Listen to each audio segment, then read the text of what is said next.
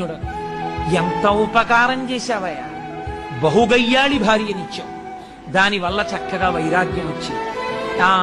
ఏమీ సంసారం అనేటటువంటి విరక్తి కలిగింది.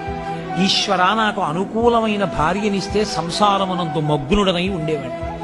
కానీ నేను అలా ఎక్కడ మగ్నుడనైపోతానో, ఎక్కడ నీకు దూరం అయిపోతానో అని నాకు గయ్యాళి భార్యనిచ్చావా, నేను నీకు సర్వదా కృతజ్ఞుడను అని ఆయన మెట్టు దిగి వెడుతున్నాడు. అవతల స్తంభం చాటి నుంచి ఇంకో ఆయన వచ్చాడు.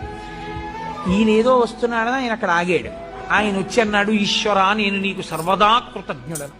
గొప్ప అనుకూలవతి అయిన భార్యనిచ్చావు, అంత మంచి భార్యనిచ్చావు కాబట్టి పెద్దలని సేవిస్తున్నాను, ఈశ్వరుణ్ణి సేవిస్తున్నాను, యజ్ఞయాగాది క్రతువులు చేస్తున్నాను, దాన ధర్మాలు చేయగలుగుతున్నాను, 4 మంచి పనులు చేయగలుగుతున్నాను.